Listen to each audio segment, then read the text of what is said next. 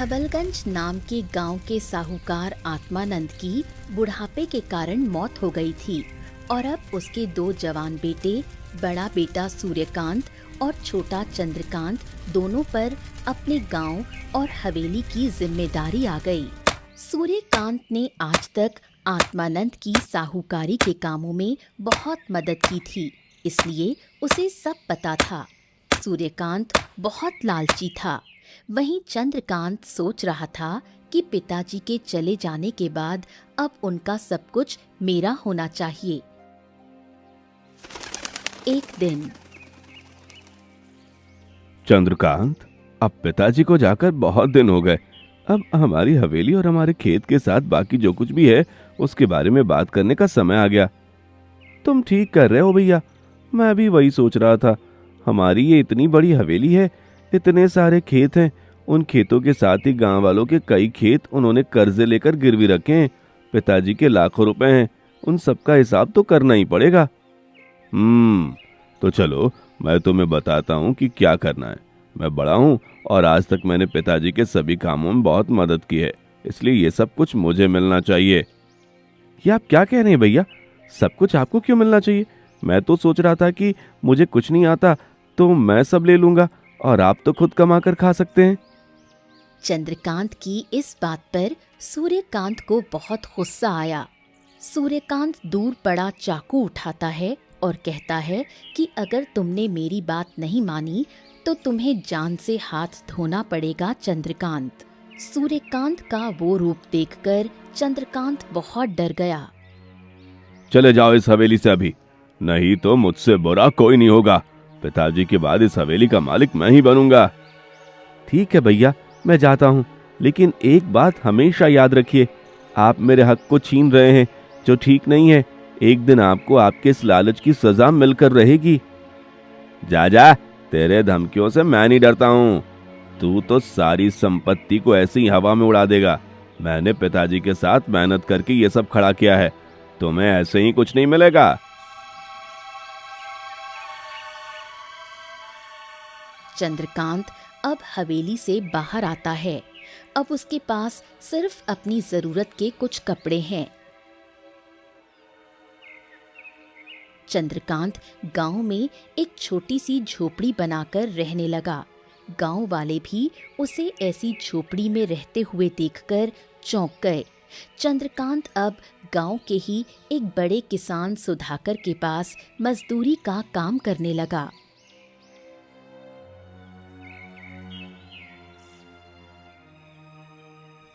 अरे चंद्रकांत, अरे झाड़ू लगाने का काम हो गया हो तो जाकर लकड़ियां तोड़ कर ले आओ। चूल्हे में जलाने के लिए लकड़ियां खत्म हो गई है। जी मालिक, अभी लेकर आता हूँ। चंद्रकांत लकड़ियां काटने जाता है और सुधाकर की पत्नी सुधाकर के साथ बात करने लगती है। भगवान ऐसा समय किसी को ना दिखाए। इतने ऐशो आराम में रहने वाला ये चंद्रकांत, आज देखिए इसे कैसे मजदूरी करनी पड़ रही है। हाँ, सही कह रही हो तुम। समय समय की बात तो है। कभी मैंने साहूकार आत्मानंद के पास नौकरी की थी और आज उसका बेटा मेरे पास मजदूरी कर रहा है।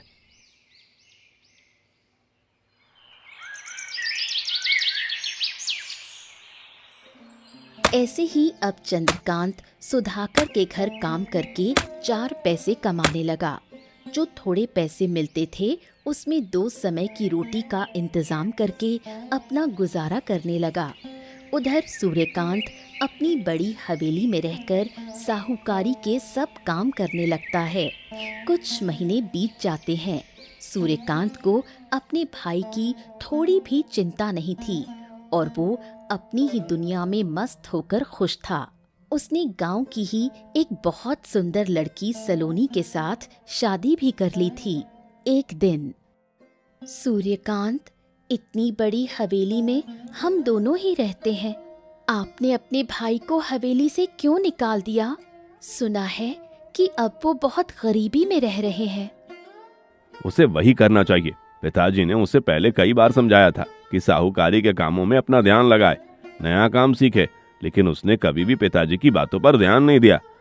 उल्टा वो पूरे गांव में पिताजी के पैसों का रौब दिखाता घूमता था। अगर ये सब उसके हवाले हो जाता तो कुछ ही दिन में सब उड़ाकर फिर भिखारी बन जाता। इसलिए मैंने उसे जायदाद से बेदखल कर दिया। आपकी बात तो सही है, लेकिन उस पर मुझे बहुत दया आती है।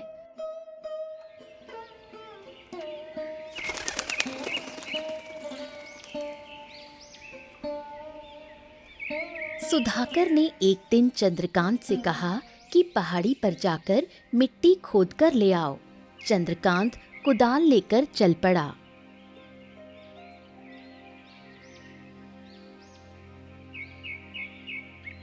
और पहाड़ी के पास जाकर मिट्टी खोदने लगा।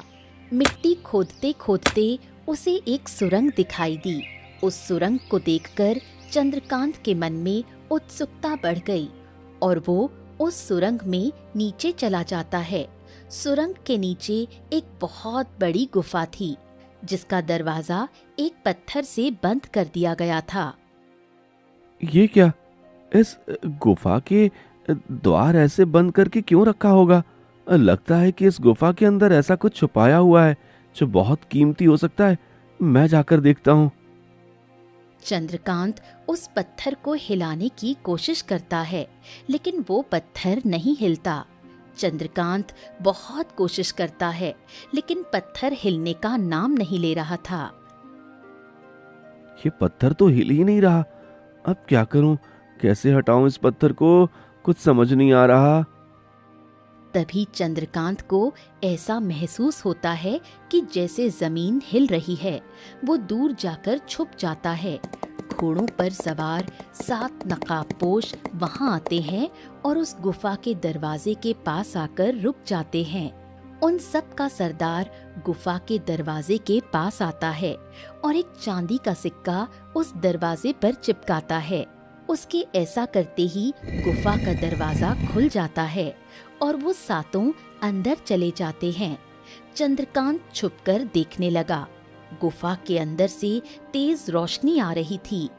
7 नकाबपोश अंदर जाते हैं और उनके जाते ही सिक्कों की आवाज आने लगी। चंद्रकांत समझ गया कि जरूर यहाँ कोई खजाना छुपाया हुआ होगा। कुछ देर के बाद वो सब बाहर आते हैं और इस बार गुफा का दरवाजा अपने आप बंद हो जाता है। सब फिर घोड़े पर बैठकर दूसरे रास्ते से चले जाते हैं।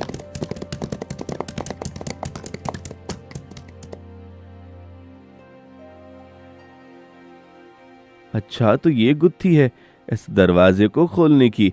अब मुझे कहीं से चांदी के सिक्के का जुगाड़ करना होगा। चांदी का सिक्का एक बार मिल जाए तो इस गुफा के अंदर क्या है वो पता चल जाएगा।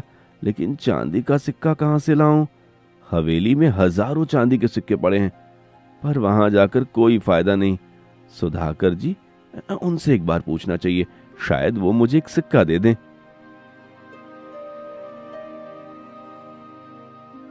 चंद्रकांत मिट्टी लेकर सुधाकर के पास आता है और मिट्टी आंगन में रख देता है। फिर चंद्रकांत, ये लो आज के तुम्हारे पैसे। मालिक, आज मुझे पैसे के बदले एक चांदी का सिक्का दे सकते हैं?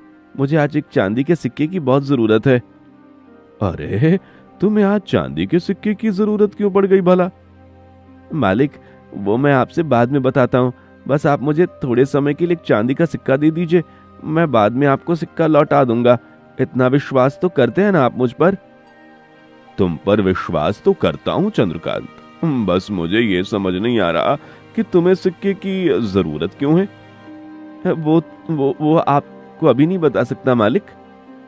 ठीक है, यहीं रुको, मैं चांदी का सिक्का लेकर आता हूँ। सुधाकर अंदर जाकर सिक्का लेकर आते हैं। वो चंद्रकांत को सिक्का देता है और चंद्रकांत सिक्के को लेकर भागकर फिर सुरंग के रास्ते से उस गुफा के पास आता है। वो गुफा के दरवाजे पर वो चांदी का सिक्का चिपका देता है और दरवाजा खुल जाता है। चंद्रकांत गुफा के अंदर आता है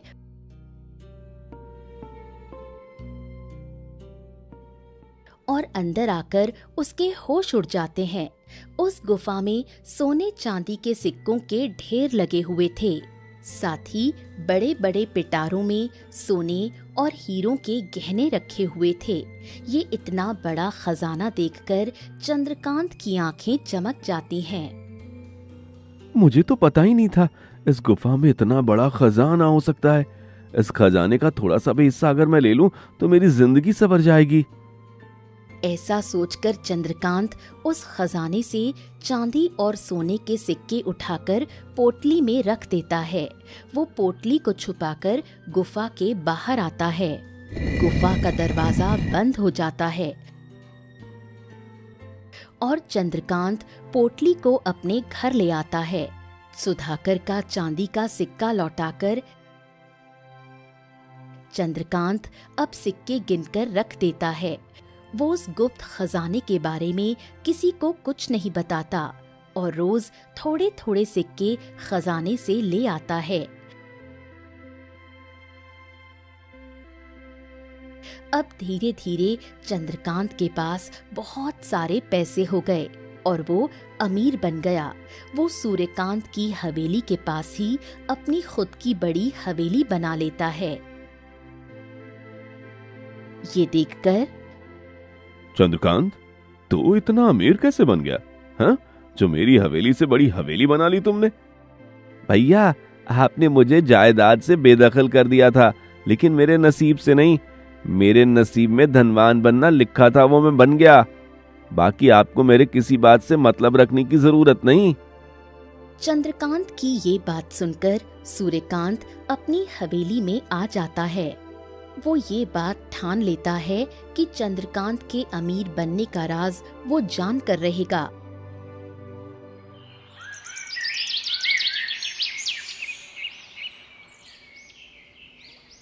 एक दिन वो चंद्रकांत का पीछा करता है।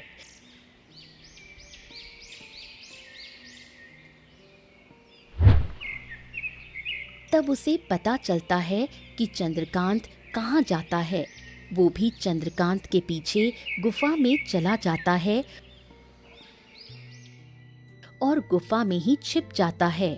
चंद्रकांत सोने के गहने और थोड़े हीरे लेकर गुफा से बाहर आता है।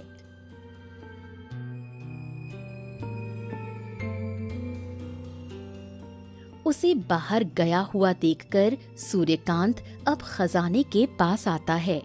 इतना सारा खजाना देखकर उसके मन में भी लालच आ जाता है और वो सोने के सिक्के उठाने लग जाता है कि तभी सातों नकाबपोश गुफा में आते हैं। अब कौन आ गया? मुझे छुपना पड़ेगा फिर से। लेकिन बहुत देर हो जाती है। इससे पहले ही छुपे सूर्यकांत को सातों नकाबपोश देख लेते हैं और उनका सरदार कहता है, अरे ओ महुआ, ये कौन है और इतनी गुप्त जगह पर कैसे आ गया? सरदार, लगता है कि चोरी करने आया है। अच्छा, चोर के घर चोरी करने आए हो? अरे हम बड़ी मेहनत से बड़े बड़े राज्यों में जाकर ये चोरी करके आते हैं, और तुम्हें क्या लगा तुम आसानी से हमारा चुराया हुआ सब लेकर जाओगे? नहीं नहीं नहीं नहीं, मैंने अभी तक कुछ नहीं चुराया। वो मेरा भाई चोरी करके जाता है, मैं उसे समझाने आया था। अच्छा, तो तुम्हारा भाई कहाँ है? वो तो चला गया। वो चला गया? तुम उसे समझाए बिना ही यहाँ खड़े हो? झूठ मत बोलो, तुम यहाँ हमारा खजाना चोरी करने आए थे ना?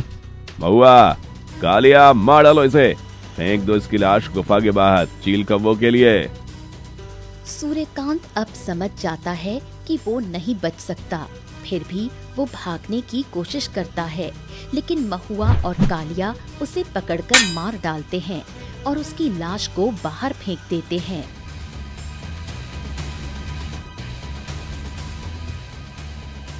उधर हवेली में सलोनी सूर्यकांत की राह देखकर थक जाती है और वो चंद्रकांत के पास जाती है। चंद्रकांत, तुम्हारे भैया सुबह से बाहर गए हैं, अभी तक नहीं आए। मुझे उनकी बहुत चिंता हो रही है। मैं जानती हूँ कि तुम्हारे भैया ने तुम्हारे साथ बहुत बुरा किया है, लेकिन मेरी खातिर तुम उन्हें जाकर ढूंढ लाओ। चंद्रकांत सलोनी की सुंदरता को देखता रह जाता है और कहता है, तुम चिंता मत करो, मैं जाकर देख कर आता हूँ। चंद्रकांत सूर्यकांत को ढूंढने के लिए निकल जाता है। पूरे गांव में उसे सूर्यकांत कहीं दिखाई नहीं देता। वो उस पहाड़ी की तरफ चल पड़ता है। अचानक उसे लगता है कि अब यहाँ तक आ गया हूँ तो थोड़े सिक्के लेकर ही जाता हूँ। इसलिए वो सुरंग के रास्ते गुफा के पास आता है। वहाँ उसे सूर्यकांत की लाश पड़ी हुई दिखाई देती है। सूर्यकांत की लाश पर चील बैठी हुई उसे नोच रही थी। चंद्रकांत उस चील को भगा देता है और लाश को लेकर हवेली पहुंचता है।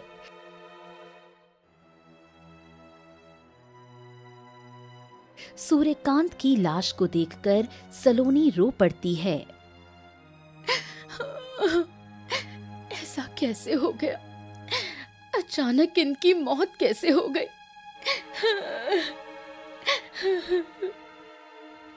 इन्हें इनके ही कर्मों की सजा मिली है। ये मुझे उस गुफा के बाहर पड़े हुए मिले जहाँ वो गुप्त खजाना छुपाया हुआ है। जरूर उन चोरों ने ही भैया की हत्या की है।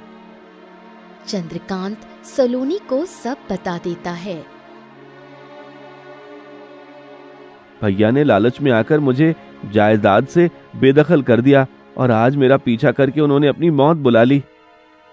मैंने इनसे कहा था कि लालच मत कीजिए, लेकिन मेरी बात नहीं मानी।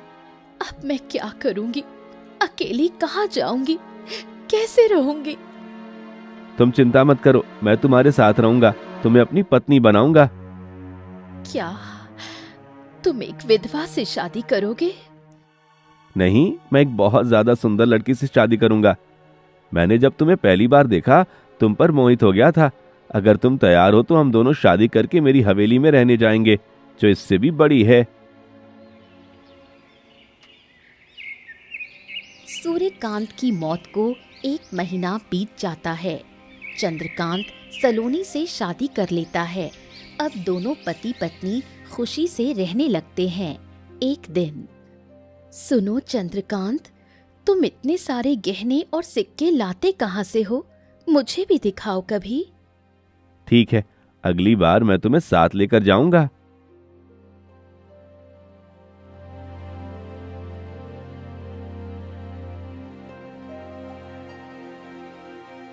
उधर गुफा में सातों डाकुओं को पता चल जाता है कि उनका चुराया हुआ खजाना कम हो रहा है। तुम सभी के ध्यान में एक बात आ गई है या नहीं? हमारा खजाना पहले से कम दिख रहा है। कहीं तुम में से कोई चोरी तो नहीं कर रहा? और अगर ऐसा है तो मुझसे बुरा कोई नहीं होगा, ये तुम सब अच्छे से जानते हो। नहीं नहीं सरदार, आप ये क्या कह रहे हैं? हम में से कौन चोरी करेगा? जरूर बाहर से कोई आता होगा। उस दिन उस आदमी को मार गिराया था हमने, उसके बाद भी चोरी हो रही है। इसका मतलब है कि कोई और भी है जिसे हमारे खजाने का पता लगा है। चिंता मत कीजिए सरदार, मैं कल नजर रखता हूँ। उस आदमी की पूरी जानकारी आपको बताता हूँ। अगले दिन चंद्रकांत सलोनी को लेकर गुफा के पास आता है। वो गुफा के दरवाजे पर चांदी का सिक्का लगाकर दरवाजा खोलता है और दोनों अंदर चले जाते हैं। कुछ देर के बाद दोनों पोटलियां भरकर बाहर आते हैं। महुआ छुपकर दोनों को देखता है और उनका पीछा करता है।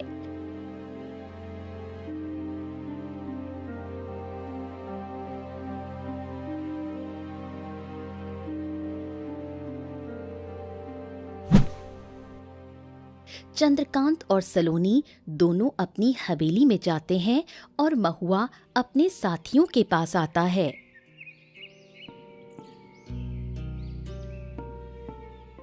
सरदार, गांव में रहने वाला साहूकार है चंद्रकांत, वही हमारे खजाने चुरा रहा है।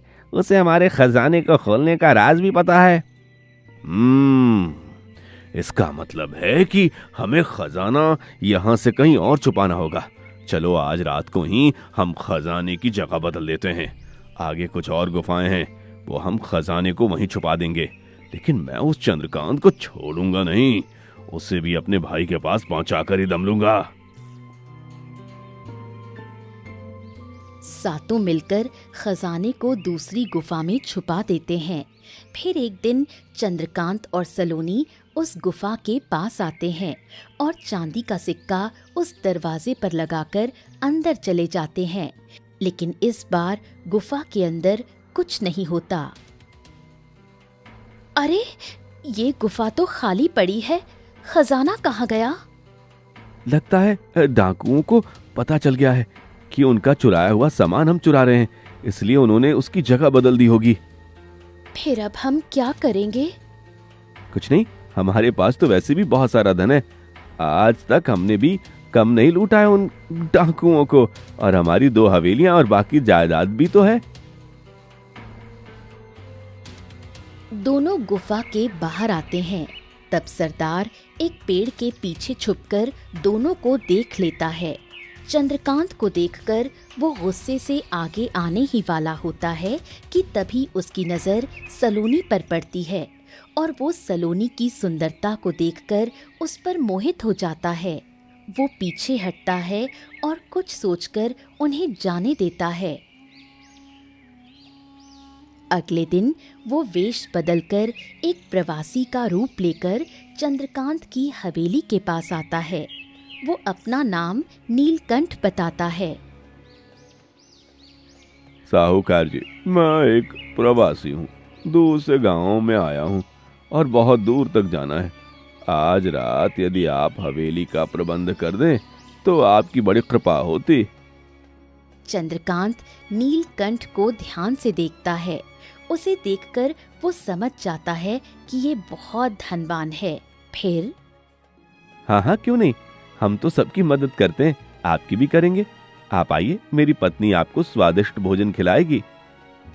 नीलकंठ बना सरदार खुश होकर चंद्रकांत की हवेली में जाता है। चंद्रकांत के साथ नीलकंठ मीठी मीठी बातें करने लगता है। तभी सलोनी चाय लेकर आती है। उसकी सुंदरता देखकर नीलकंठ के चेहरे के भाव बदल जाते हैं, जो सलोनी भांप लेती है। वो बाहर जाती है और नीलकंठ की पोटली की छानबीन करती है। तब उसे उसमें बहुत सारे पैसे मिलते हैं। वो पैसे देखकर सलोनी के मन में लालच आ जाता है और वो नीलकंठ को मारने की योजना बनाती है। आपकी हवेली तो बहुत बड़ी और सुंदर है चंद्रकांत जी। हाँ, वो तो है। पूरे गांव में इतनी बड़ी हवेली किसी और की नहीं है। आप भी बहुत धनवान मालूम होते हैं। हाँ, मैं कपड़े का व्यापारी हूँ। व्यापार करने के लिए दूर नगर में गया था। वहीं अपना सारा सामान बेचकर बहुत सारे पैसे लेकर अपने गांव वापस जा रहा हूँ। अरे वाह, ये तो बहुत बढ़िया है। तभी सलोनी चंद्रकांत को अंदर बुलाती है।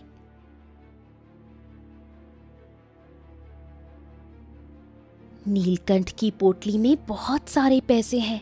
मुझे तो लगता है कि इसे मारकर हम इसके धन को हासिल कर सकते हैं। पर क्या ये सही रहेगा? आपने उसकी नजर देखी नहीं? मुझे कैसे घूर रहा था। उसकी नीयत साफ नहीं है। वो मुझे हासिल करने की पूरी कोशिश करेगा, इसलिए हमें उसे मारकर उसके पैसे ले लेने चाहिए। हाँ, ये तो तुम सही कह रही हो, लेकिन उसे मारेंगे कैसे? मैं उसके खाने की थाली में जहर मिला देती हूँ। खाना खाकर वो मर जाएगा, फिर हम उसकी लाश को कहीं छुपा देंगे। फिर सलोनी नीलकंठ के खाने में जहर मिला देती है। इधर नीलकंठ बना सरदार चंद्रकांत को मारने की योजना बना रहा था। चंद्रकांत के आने तक वो 2 प्याले तैयार करता है जिसमें शराब होती है। वो चंद्रकांत के प्याले में जहर मिला देता है। चंद्रकांत आता है।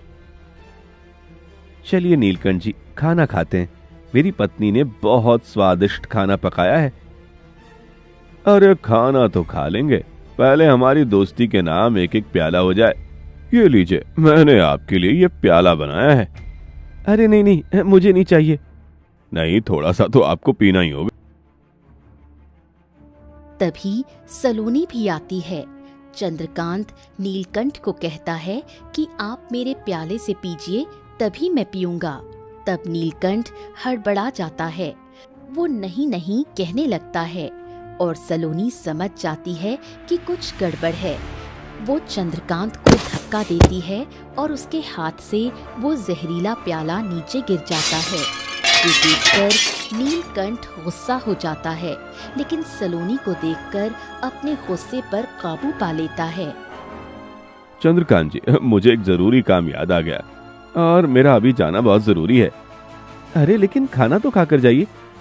नहीं नहीं, अभी खाना खाने का समय नहीं है। नीलकंठ चला जाता है और चंद्रकांत और सलोनी उसे देखते रहते हैं। चलिए, हम उसका पीछा करते हैं। वो आपके प्याले से शराब नहीं पी रहा था।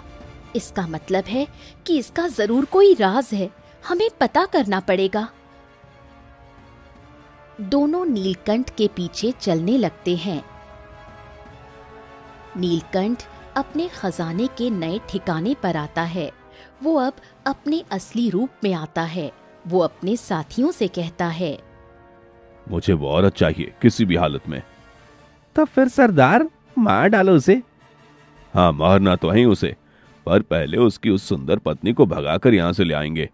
उसे मार कर उसकी पत्नी को तो मैं हासिल कर लूंगा, साथ ही उनकी दोनों हवेलियां और सारी जायदाद भी हमें मिल जाएगी। बाहर से चंद्रकांत और सलोनी ये बात सुन लेते हैं। साथ ही उन्हें खजाने की नई जगह भी पता चल जाती है। दोनों हवेली में वापस आते हैं। वो नीलकंठ तो उन डाकुओं का सरदार निकला। उन्होंने उस खजाने की जगह भी बदल दी है। हाँ, अब वो खजाना हमें हमेशा के लिए हासिल करना चाहिए। लेकिन उसके लिए हमें उस सरदार के साथियों को भी खत्म करना पड़ेगा। पर इतने सारे लोगों को हम एक साथ कैसे मार सकते हैं? अब यही सोचना पड़ेगा। सलोनी और चंद्रकांत दोनों बहुत देर तक सोचते हैं और फिर एक सपेरे से जाकर मिलते हैं। वो एक सपेरे से जहरीले सांप लेकर उस गुफा में छोड़ देते हैं।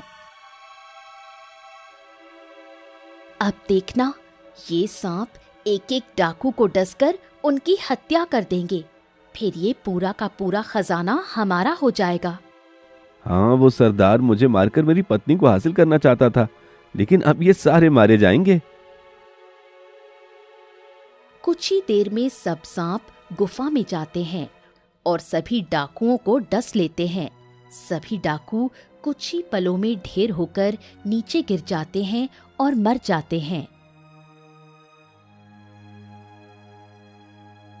चंद्रकांत सपेरे को बुलाता है। सपेरा सभी सांपों को पकड़ लाता है। चंद्रकांत उसे बहुत सारे पैसे देता है। फिर सलोनी और चंद्रकांत एक बड़ी बैलगाड़ी में सारे खजाने को लादकर अपनी हवेली लेकर आते हैं। उनके पास बहुत ज्यादा खजाना हो जाता है। ये खजाना तो इतना ज्यादा है कि हमारे पास रखने की जगह नहीं। मेरे ख्याल से हमें इसे गांव में बांट देना चाहिए। हमारे साथ साथ हमारे गांव वालों का भी भला हो जाएगा। क्या इसे बांट दे? हाँ, हमारी जरूरतें पूरी होने के बाद भी बहुत सारा खजाना बच जाएगा। इसलिए हमें ज्यादा लालच ना करते हुए इसे लोगों में बांट देना चाहिए। सब हमें दुआ देंगे तो हम पाप के भागी भी नहीं बनेंगे और सबकी जरूरतें पूरी करने का संतोष भी हमें मिलेगा। चंद्रकांत को सलोनी की बात सही लगी। अपने लिए खजाने का हिस्सा अलग रखकर सलोनी और चंद्रकांत उस खजाने को पूरे गांव में बांट देते हैं। अब पूरे धवलगंज में सब धनवान बन जाते हैं और सलोनी और चंद्रकांत को दुआएं देकर उनका गुणगान करने लगते हैं।